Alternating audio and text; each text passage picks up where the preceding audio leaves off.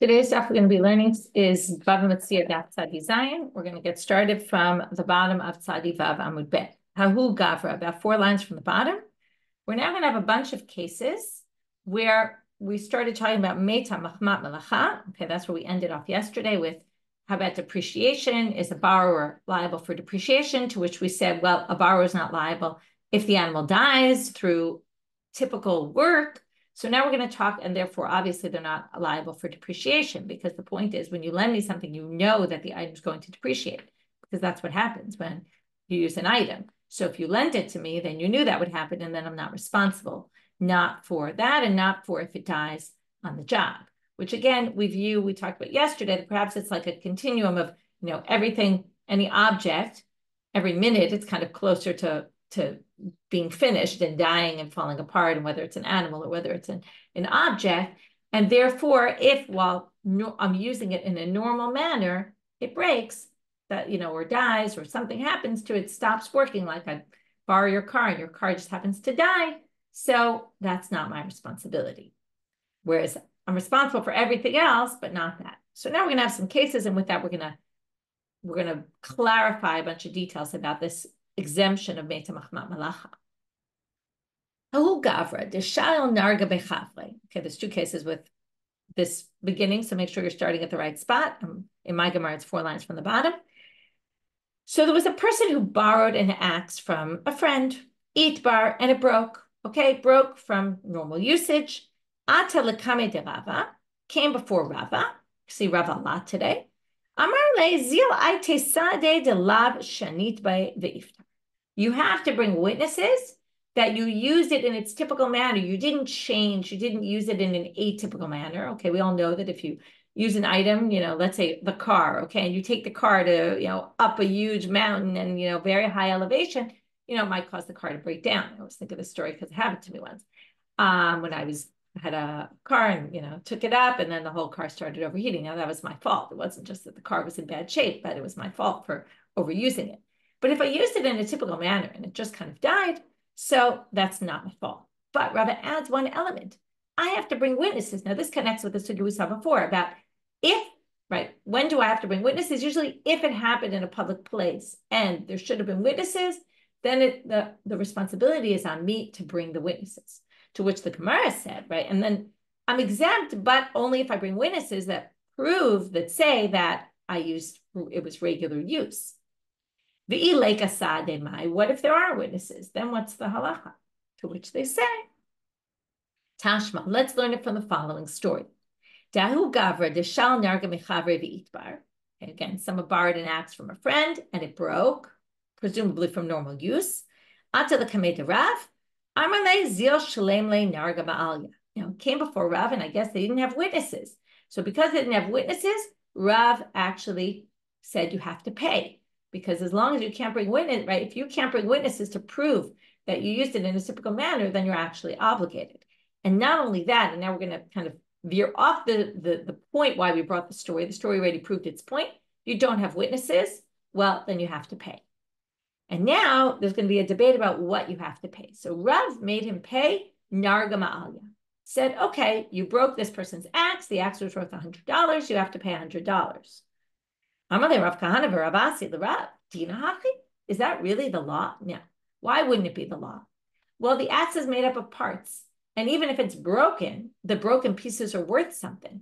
You might remember in Bava Kama, we learned about if your ox scores my ox, and my ox is now dead.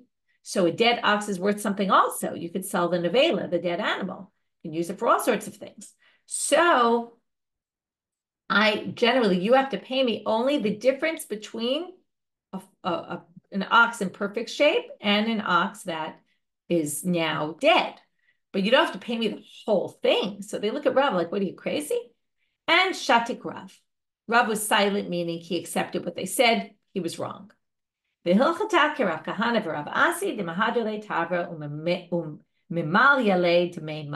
halakha is really like Rav Kahana and Rav Asi, who basically say that you return the value of what it would have been if it was complete and what it is now in pieces. And that's all. You don't have to pay a full, perfect, brand new axe.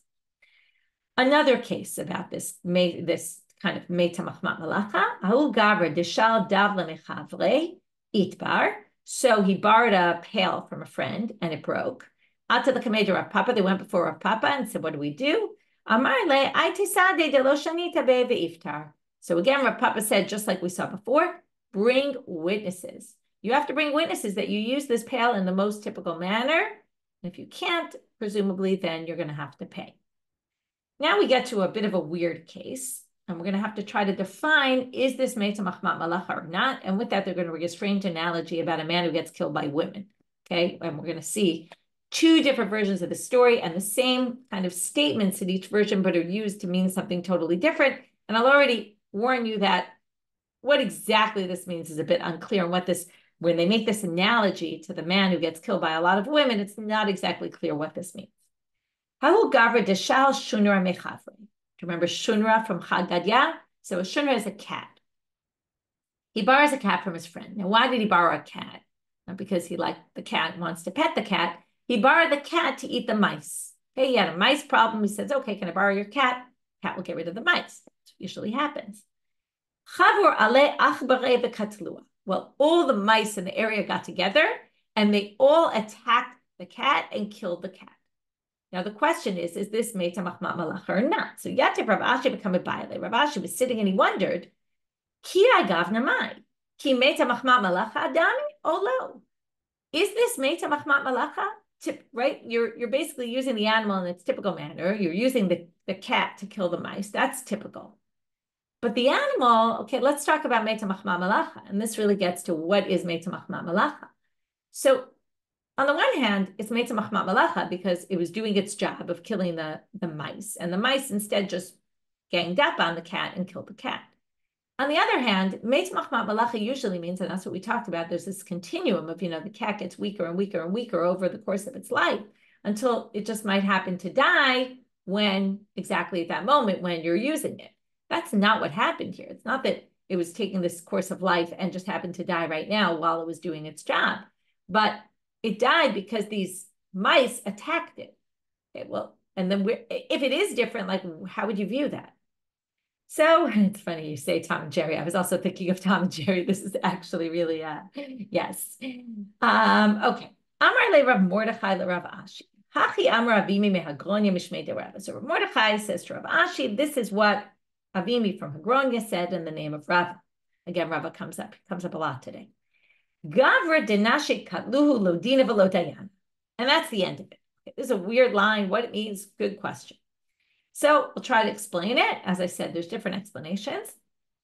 A man who is killed by women, which is like a cat who is killed by mice, very atypical. Rashi points out, right? As yesterday, Rashi said, right, the woman always works for the man. In this case, Rashi says also that, he says, sorry, let me just find it and read it in Rashi's words.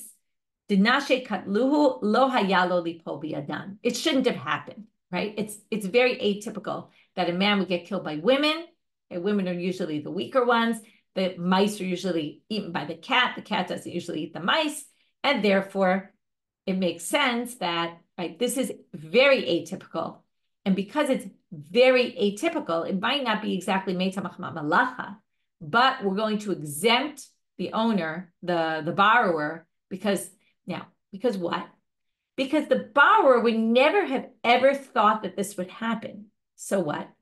Well, think about it. When the borrower, what's the idea here of a borrower and why the borrower is responsible for even unexpected damages? Because when the borrower borrows the item, the borrower is basically saying, I'm assuming responsibility for, a whole range of things that could possibly happen, including not just theft or loss, not just negligence, obviously, not just theft or loss, but even unexpected damages.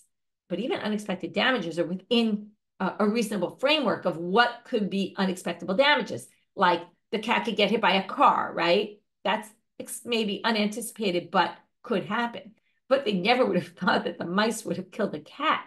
So because of that, the owner will be exempt. That's version 1. But Ikeda Amre, some people have version 2, and this male-female analogy is going to get a little bit stranger. But what happened here? The cat was eating the mice. to kill the mice, which is what the cat was borrowed to do. But the cat ate too many mice, overdosed on mice, okay, you could say, OD'd, and died as a result of eating too many mice. So in this case, now here it doesn't have the whole, is it made to machma malach or not? The question is, right, but it's probably the same kind of question, or just really, is the shoel who borrowed this cat responsible when the cat died from eating too many mice? To which the Gemara answers, again, we're going to have the same person giving the answer, and the answer is going to be the same wording, but it's going to mean something entirely different in this case. Right? Rav Mordechai says to Rav Ashi, this is what Avimi said from Hagronia. That's the name of a place. Now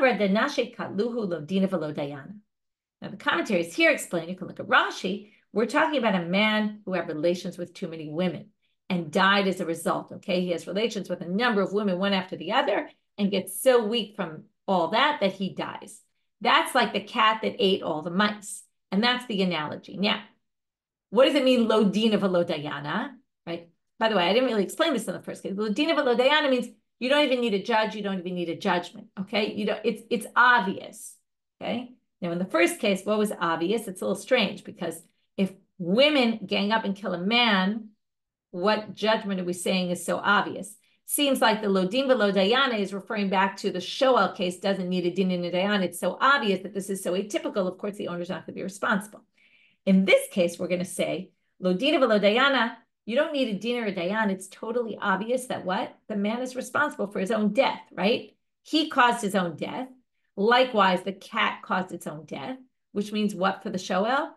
Well, it means that it was the cat who caused the death and not the shoel's lack of responsibility in dealing with the cat properly, and therefore the shoel is not responsible. So either which way we get to the answer that the shoel is not responsible, but as you can see from this sugya, a lot is left unsaid, which always means when a lot is left unsaid, it's open to interpretation. It's not so clear really what this sugya means, okay? And what these comparisons are to the man and the women, and what does seem clear to everybody is that the comparison in the second case is a totally different comparison. It's more comparable to what the cat did is what the man did with the women, right? The cat to the mice is like the man to the women, and lo din v'lo dayana means something different in each case.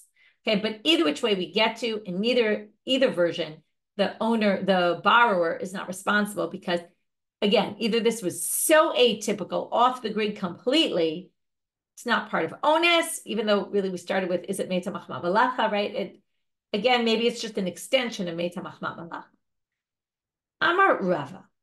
Now Rava is going to come and say things that they're going to throw back in his face later on today. Okay, so we're going to start with Rava basically saying, I'm going to make you realize that Sheila Bebalim, we're now back to Sheila Bebalim. Okay, first we were talking, in other words, again, Shoel has two very unique halachot, okay, or three. One is you're liable for ones, for unexpected damages. Second is you're not liable if meta machma malacha, which is just what we were dealing with now. And also there's this exemption, which then we extended to other cases as well, but you're exempt from damages if the owner is with you, which again means if when you borrow the item, the owner of the item is already working for you, you're not going to be obligated. So comes Rava and says, well, I'll give you all sorts of cases where people are working for you, which would then exempt you from that you might not have thought would be considered. Okay, he's going to extend this exemption to shmira b'bali. I'm a Rav. You want to borrow something from your friend, v'lipater, and you want to be exempt. Okay, here comes Rava giving you advice about how to get out of responsibility. Just a little bit strange why he's doing this. Some people say he's really trying to really give people advice. Oh, this is a good way to do it to avoid responsibility, which is a little bit strange. Some people say he's trying to say, but he's just wording it in kind of maybe a creative kind of way or an interesting way that people will listen to him, but more trying to tell you that shmira b'balim extends farther than you think. That it's not just they were hired to work for you, to work in your field, to plow your whatever, something serious, but even something as simple we're going to see as bring me a cup of water. They bring you a cup of water, that's already working for you. So what does he say? He couches it in a different way by saying, if you borrow something from a friend and want to not have responsibility for it, well, nemale, say to the person, eshki amaya, bring me some water. That if you say to the person, listen, I want to borrow your item, and can you bring me some water? And if at the time they're bringing you water, that's when you're making the arrangement of the she'ela, the borrowing agreement, then that's called she'ela b'balim, because they're serving you. So if they're serving you, you can't be subjugated to them. Very odd that he's suggesting people do this. And then he says, atypical, if you're on the other side and you're the one lending the item and you want to avoid this kind of situation because you want the person to be responsible, well, nemale, right? Atypical always means if you're smart, okay, if you know enough halakha, well, what you will do is nemale shal bereisha v'hadar ashkia. First, let me lend you the item. After I lend you the item, I'll be happy to get you some water. Then it's not she'ela b'balim. Why? Because what we talked about yesterday. It's only she'ela b'balim if at the moment of she'ela, they're already working for you. But if the working part comes later, then they're not subjugated to you at the time you borrowed it, which means there's not going to be any exemption. So he's basically giving, right, advice to both sides. Okay, now I'm a Rav. Again, another extension of shmira b'balim, which you might not have thought of. Makre dardike, one who teaches children of the city. Now, we're going to call this all public workers. People who work for people of the city, okay, like the teachers are considered public workers, the teachers of the children. Shatala, someone who is the gardener of the town, okay? Maybe puts up the flowers in the main streets, okay? It's not exactly clear. Some people say he's the aris for people. He works as a sharecropper for kind of everyone in town. I don't know how he does that. But some kind of, again, it's hard to know without really knowing their jobs. Tabacha, he's the shochet, the slaughterer, the butcher of the town. Umana, he does the bloodletting for people, right? That was like kind of the doctor or nurse in town. Sapar mata, there's two different interpretations, whether sapal, like the hair cutter of the town, like anyone who needs a haircut goes to this guy, or sapar, like the sofer, which makes more sense maybe here. He's the sofer of the city, the scribe. If any of these people are working at the time that you borrow the item, they're in the middle of their job, they're planting things, or they're in the middle of teaching and you borrow something from them, well, that's she'ela b'balim, because they're working for everyone in the town. They're public workers. It's a little hard to understand what's going on here. Aren't they people who work for people and people pay them? Could be that these are somehow people who are paid by the city to do things for everybody in the town. And then, you know, it's like comes from common funds who pay these people, and you don't pay them personally. And basically that means anyone who comes to borrow an item from them while they're engaged in their work, that's called she'ela b'balim. Okay. So here come the rabbis with their smart retort to Rava. Well, if that's the case, they say, Amrule Rabbanan le Rava, the rabbis say to Rava, Shayalan mar. Well, why don't you lend us things? Because if you lend us things, we won't be responsible because you teach us. And if you teach us, then you work for us. And if you work for us, then we're not responsible for anything you lend us. Ikpid, Rava got very angry at them and said, Amar lahu lafki'inu mamona kabi'itu. What? You want to take away all my money? Right? That if I lend you things, basically you're not going to be responsible to return them and I'll lose all my money? Adrabah. And Rava throws it back at them and says, what are you talking about? And this is a fascinating discussion, I think. Atun shi'otun li. You are actually subjugated to me. It's the reverse. Okay, you want to try to throw it on me. Guess what? If you lend me things, I'm not responsible for them. Why? Let's see if you believe his argument. If I decide today I'm not in the mood to teach Bava Metzia, I could go teach you Bava Batra. And you can't say, no, teach us Bava Metzia. I'm the one who decides. This is my classroom. I can decide whatever I want to teach. He obviously wasn't teaching Daf Yomi. He didn't have a choice of what he was teaching in that case. So it would seem that if I loaned you something, maybe it would be she'ela b'balim, because I basically have no choice in what I'm teaching you. But if I could choose what I teach every day, then I'm basically a free person. I'm not subjugated to my students at all. And my students are subjugated to me. So that's his argument. To which the Gemara says, Gemara has the bottom line, velohi. Lohi here usually means it's not true. Here they're saying it's not exactly true. Depends what time of year. Ihu shaluhu biyoma dekala. He is actually subjugated to them on the Yomi dekala, which we'll talk about in a minute. And inu she'ilulei b'shar Yomi. During the year, normally, he gets to choose whatever he wants to teach. And therefore, they're subjugated to him. And therefore, if they loan him something, he doesn't have to return. If something happens to it, he's not responsible to pay for damages. Again, obviously, negligence, there's a whole machloket about whether pshia b'balim is an exemption or not. But everything else, for sure not. But in the Yarche Kala, now what's the Yarche Kala? It was the month before Pesach, the month before the Chagim and Tishrei. Basically, they would have a month of learning where it was all related to the holidays. In those days, Rava has no choice what he gets to teach, in which case he's subjugated to them because he has no choice. He has to show up at work and he has to teach whatever, right? This is Daf Yomi classic, right? There's no choice in what he's teaching, and therefore he would be subjugated to you. So the moral of this lesson is I will not lend any of you anything because I'll be in big trouble. Mireimar bar Chanina, oger kudniyata bechozai. We now have another case. Mireimar rents out his mule. Okay, for what purpose? So they could carry loads on the mule to people in Bechozai. Nafik l'deluye to una bahadayu. Now, as he was making this arrangement with them, he went to help them load their stuff onto the donkey. What do you call that? Sheila b'bali, right? Pashu ba'umet. Now, in the end, they were negligent with the animal, the mule, and the mule died. Atu l'kamete Rava. They go before Rava, chayvenu, and he made them obligated to pay. Amrule Rabbanan Rava. The rabbi said to Rava, "What'd you do here?" You see this? It's all about the rabbis arguing with Rava here today. Pshia b'balim hu. What do you mean? Now, I just mentioned the pshia b'balim is a big machloket. Seems like the rabbis held the pshia b'balim is chayav. Okay, is patur. They said, "What do you mean? He was working with them. How could you possibly, right? He was working for them at the time of the arrangement because he was helping them load up the animals. That means that they don't have to pay." Even if they're negligent, right? To which Rava was embarrassed. We've seen cases like this before, right? Where someone paskin something and then they got embarrassed, and then the same ending happens in this story. But then in the end, he found out that he was actually right, because it turns out that he wasn't actually helping them load up. Now, it looked like it, but what was he really doing? He went to check that when they put this heavy load on his donkey, on his mule, that it wasn't too heavy a load.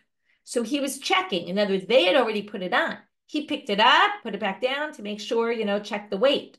But he was doing it for his sake. He wasn't working for them. He was just protecting his mule. So it actually wasn't bebalim, in which case there's no, right? Rava was actually right in his psak to make them responsible. But we're going to have some questions on this, obviously, because Pshia b'balim, who says you're exempt, right? We learned there's a whole machloket. So hani chalaman damar pshia b'balim patur. We can understand this case if you hold that pshia b'balim is exempt, but right, and that then the story makes sense because again, in the end, it wasn't pshia b'balim, but the story reads as they said to him, "This is pshia b'balim," and he got all embarrassed. So why would he get embarrassed if pshia b'balim is chayav, right? So if you say pshia b'balim is patur, then mishum hachi, then we understand why he got embarrassed. But ela lamad amar chayav amay ichsif lo mifsha pashuba. Sorry, I read too far. Ela lamad amar chayav amay ichsif. But if you say pshia b'balim is obligated, then what was he embarrassed for? In other words, even if it's pshia b'balim, it's pshia. You're obligated, in which case you shouldn't have been embarrassed because that's exactly what he told them the halakha is. So something doesn't jive with this story if you hope Shiur b'balim is actually chayav. So therefore, they're going to reread the story and say that actually it must have been, the details were somewhat different. Lo mifsha pashuba. They weren't pushing. It wasn't negligence that happened. Ela ignuv umeta kedarka beganav have. What happened? Two things happened. It was stolen, which is really important for our purposes. In other words, they, right, if it's stolen bibalim, everyone agrees you're exempt. You have a whole thing learning that, right? How do you know that theft is also exempt? That we all agreed about. So it was stolen, and then it died in the house of the thief. Why it had to die in the story, it didn't have to. It's just those were the details of the story. The details were in the end, the animal was dead. So we have to still get to the animal dying, but we want to get there in a way that there wasn't pshia, but it was theft. So the animal was stolen and then later died in the house of the thief. But again, the main point for our purposes being it was stolen. If it's stolen, this is a case of gneva v'aveda bebalim, where everyone agrees you're exempt. And that's what happened. So atu l'kamei de Rava v'chayvinu, and Rava made him obligated to pay for the gneva, because again, they borrowed the animal, borrowing you're liable for theft. And then Amrulei Rabbanan the Rava, now we're just going back to the details of the story. The rabbi said to him, why are you obligating them? Gneva bebalim. Now it's not pshia, it's gneva bebalim. It was stolen, but he was working for them because he helped load up the stuff. And then then Rava was embarrassed because it really seemed like it was bebalim and should have been exempt, and he made a mistake in his ruling. But in the end, in the end, it became clear that it wasn't bebalim because he wasn't actually helping them load it up, and therefore he wasn't working for them. He was just doing it for his own sake, checking the weight on the animal. And then we resolved the problem with this story, according to the one who says pshia bebalim is actually obligated. So now we had to read the story differently. There wasn't pshia, it was gneva. Okay, so we have two versions of the story. Either which way, we see that in the end it wasn't even bebalim. Okay, let's summarize before we get to the next section. I'm going to start a whole new thing with the new Mishna. So we started with a bunch of stories relating to this meta machma halakha and the fact that the one case where shoel, well, there's two cases where shoel is exempt, but one case of level of responsibility if the animal dies while working, or something so atypical like the cat getting killed by the mice, right, where it's so unexpected, that's not damages that a shoel ever was responsible for. And the other exemption is bebalim, which is a whole different kind of exemption. But if bebalim were working and then Rava came and added on a whole bunch of things, even if you're just having them drink water, even if you're just a public worker, that's already means you're subjugated to the people in the town. Does that include Rava himself, right? Which they tried to say. Rava claims not, but it turns out, yes, sometimes of the year when he doesn't have free choice about what he teaches. And then we ended with the story of Morain Marv, another case of bebalim, and maybe pshia bebalim is exempt, maybe not. Again, we go back to that machloket, and or maybe it wasn't pshia, maybe it was gneva. In any case, we have an exemption for bebalim, but it turned out this wasn't bebalim at all, and therefore it wasn't even relevant. Okay, next Mishna. Now we're going to get back to this a classic Bava Metzia sugya of sfeikot. We had this in the beginning of the Masechet. It might be a good idea to go back to Shiur from the very, very beginning of the Masechet of Alana Stein-Hain about the different approaches to dealing with, and din and daf, to dealing with sfeikot, right? Issues that are debate. One says one thing, one says another thing. What are the principles that we use? So this Mishnah works upon a bunch of different principles we're going to see.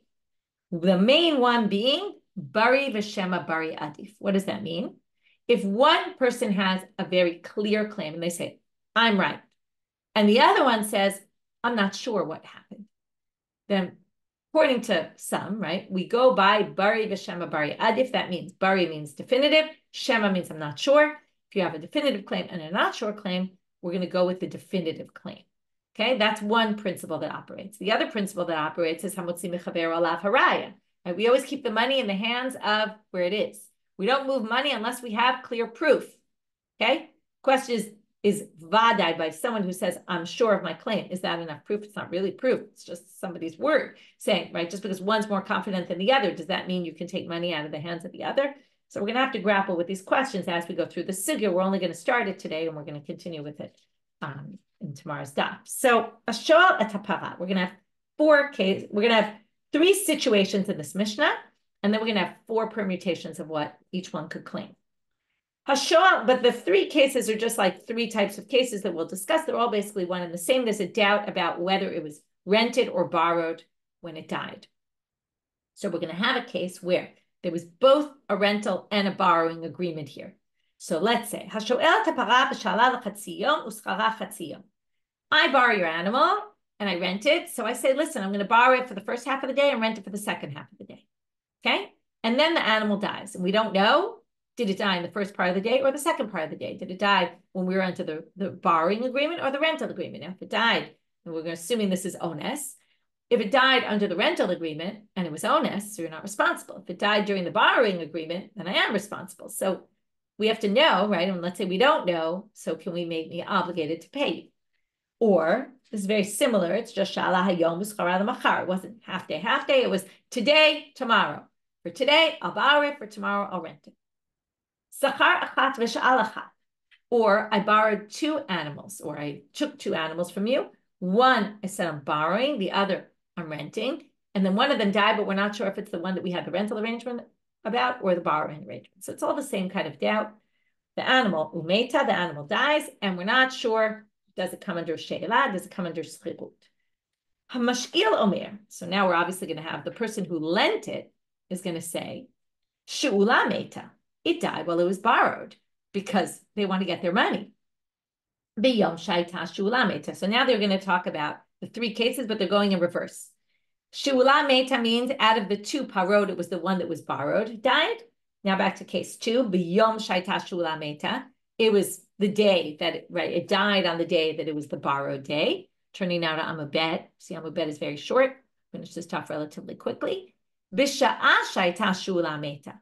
It was the hour, that's case one, right? Half day. Well, it was during the hours that it was borrowed.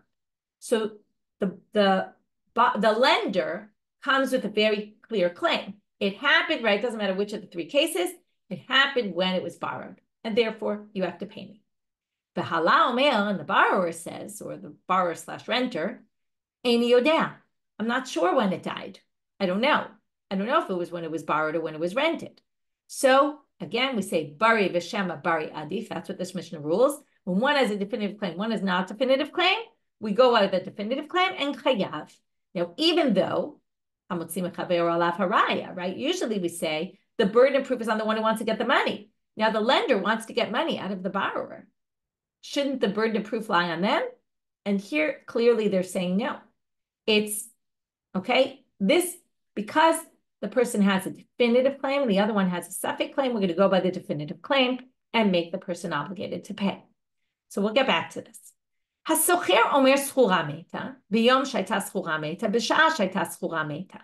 if it's the reverse?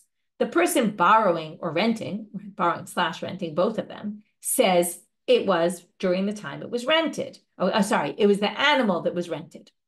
Again, that was case 3 with the two animals. Case 2, it was during the day that it was rented and not borrowed. Again, that would all exempt this person. So they're saying a definitive claim, I'm definitely not obligated. It was the hour of the day. It was the morning when it was rented and not the time when it was borrowed that it died. The halal and the lender / the one who rented it out or lent it out says, Eini yodea. I'm not sure which day it happened, which parad happened, which this. Patur. So in this case, again, the person with the definitive claim wins, which means they're going to be exempt. Case 3. Ze omer she'ula v'ze omer schura. They both come with definitive claims. One says it was the borrowed, that's the borrower, the lender. Ze omer schura, the borrower / renter says, no, it happened when it was rented, or it was the animal that was rented. Here they don't go through all three possibilities. You got that by this point, which the day of, the animal that, the hour that. Yishavah hasocher sheschura meta. In order to be exempt, now again, you would have just thought they both have definitive claims, so nothing happens, nothing changes hands. But yet the Mishna rules, and we're going to have to wait till tomorrow to see why this is. The socher has to swear that it happened on the day that it was rented, and then they'll be exempt. But without taking an oath, they won't be exempt. Case 4, permutation 4. Ze omer eini yodea, v'ze omer eini yodea. Each one says, I'm not sure if it was during the time it was rented or the time it was borrowed, or I don't know if it was the animal that was rented or the animal that was borrowed. Yachloku, they split it 50-50. This, we're going to see later in the Gemara, but it's obvious. This is like sumchus, because if you remember, the rabbis say the operating principle when you have a doubt is hamotzi mechavero alav haraya. Money stays where it is, okay? And Rashi says it later, okay, mamona b'chez kamare, leave the money in the hands of who's it's in, but lo tafkia misveka. You don't move money when you're in a doubt. But this says yachloku because that's sumchus. Sumchus says mamona mutal b'safek yachloku. If you have a doubt about money, you're not sure who it belongs to, we split it 50-50. This is all stuff we learned in the very beginning of the Masechah. So now the Gemara is going to start with one question, and this is what we'll deal with today. Shmat mina, you can infer from this Mishnah that basically anytime there's, I'll say it in other words and then we'll read it inside, anytime one side has a definitive claim, we're basically learning from the first case, one person has a definitive claim, one person has a doubtful claim, they don't know. then we're going to we can obligate based on the vadai claim. That's case one here, right? Where it said, the lender said it was definitely the time it was borrowed that it happened, or the animal that was borrowed. And the other one says, I don't know. We make the person pay, right? We make the borrower pay. So, shmat mina, you can infer from this Mishnah, then in parallel case, manali biyadcha, you claim I owe you money. You say, you have money of mine in your hands, meaning I lent you $100 and you didn't return it. V'hala omer eni yodeh, and I say, I don't know if I returned it or not. I don't remember. Hayav, I have to pay. Okay, that's what it would sound like from our Mishnah. Because you have a definitive claim, I have a suffix claim, that would mean I'd have to pay. Well, if we say that from our Mishnah, you can infer that, which seems like a pretty obvious inference, to Rav Nachman. This seems to contradict Rav Nachman, and we'll see also Rabbi Yochanan, because the Itmar was said later, or it was said in a different time. Manali Itmar is also always an introduction, or almost always an introduction to a debate between Amoraim, which is what we're going to see here. In exactly that case, Manali biyadcha v'ala omer eni yodeh, you say I owe you money, and I say I'm not sure. Rav Huna b'Rav Yehuda amrei chayav. So they say you're obligated. That's exactly matches what we just inferred from our Mishnah. That works perfectly well. But Rav Nachman b'Rabbi Yochanan amrei patur. And here's what Rashi says. Why are you patur? Because I don't have to pay you when you claim I owe you money, and I say I don't know if I owe you money, because we leave the money. Okay, again, Rashi says patur. Okay, mamona b'ches kamari. We leave the money where it is. The lo tafkia misfeka. We don't uproot money from one person's hands to another out of a doubt. And again, in other words, hamotzi mechavero alav haraya. If you want to pull money out of my hands, you have to prove it. By making a definitive claim, that's not proof. Just because you're confident doesn't mean you can take money out of my hands. So how do we explain this? This seems to, Rav Nachman goes directly against our Mishnah. To which they say, Kedam Rav Nachman, as Rav Nachman says somewhere else, which they don't know where Rav Nachman said this, but as he answers in a different place, okay, and I'll skip those words for a second, Hachanami will say the same thing here. And that's how we'll end our sugya today, and we'll explain. As Rav Nachman says somewhere else, what does he say? It's in a case, we're going to have Rav Nachman explain our Mishnah, what we call an ukimta. It's in a unique case, not any case. Okay, let's go back to our Mishnah. Our Mishnah said, you lent me an item, and again, we had this, maybe two animals, let's just go with that one. One was rented, one was borrowed, and you claim it died, it was the rented one. And I say, I'm sorry, it was the borrowed one, because you want me to pay. And I say, no, it was rented. I'm not liable for honest damages if it was rented. Now, but I say, I don't really know. Okay, so I have this undefinitive claim. And the halakha is, I have to pay you. Now, general principles that Rav Nachman and Rabbi Yochanan hold are that I wouldn't have to pay, because we don't know for sure. And until you prove it with witnesses, I don't have to pay. So Rav Nachman says it must have been a case it must have been a case where I was obligated to take an oath. Now, what's a case where I'm obligated to take an oath? So that's going to be the Gemara's next question. But it's hard to do this without. Rava. Okay, I'm just going on a little into tomorrow's daf so we understand this. Rava says, Manali biyadcha, v'hala omer, ein laka biyadi ala chamishim.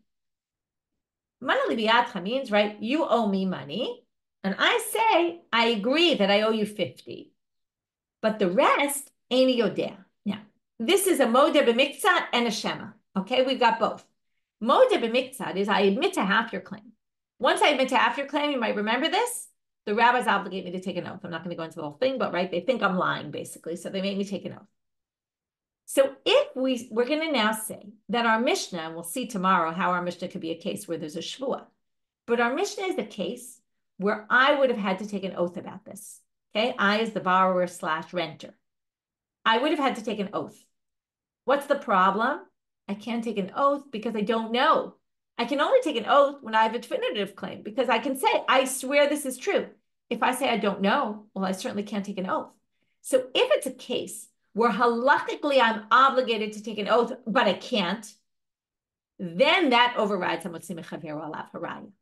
Okay, let's just be clear and understand this. Generally, there's suffix about money we don't know, even if your claim is, you're so confident, and I'm not. Rav Nachman will say, right, again, Rav Yehuda and Rav Huna, and the simple reading of the Mishnah is, as long as you're definitive and have a lot of confidence and I have no idea, I'm going to have to pay. But Rabbi Nachman and Rabbi Yochanan have a different understanding. They say, no, I don't have to pay because you have to prove it to get the money out of me. Unless it's a case like a moda b'mitzah case, where, and that's what he's going to say our Mishna is talking about, where I'm obligated an oath. If I'm obligated an oath and I can't take the oath, which is exactly the case, because if I say Aini Yodad, there's no way I could take the oath. If I can't take the oath, since I have an oath obligation upon me and I can't do it, I actually have to pay. Just like, for example, okay, this is different, but it's the same idea. If I'm a shomer chinam, I'm watching your item for free and it gets stolen. Now I'm exempt if it gets stolen, but only if I take an oath that it was stolen, because otherwise it could be I'm lying and I stole it myself. So if I watch your item for free, it gets stolen, and I decide I don't want to take that oath, I actually have to pay you because I'm obligated an oath and I don't take the oath, so then I have to pay. So that's what Rabbi Nachman says the Mishna is talking about. And that's how we resolve the difficulty against Rabbi Nachman and also really against Rabbi Yochanan. There's a note that says that it's actually tiyufta to Rabbi Yochanan and Rabbi Nachman. Okay, it's really a question for both. So what we did in this section of the Gemara, and with that we'll finish today, is we talked about these three potential cases of shoel socher, where two things happen, either two animals or 1 day, 1 hour, 1 hour.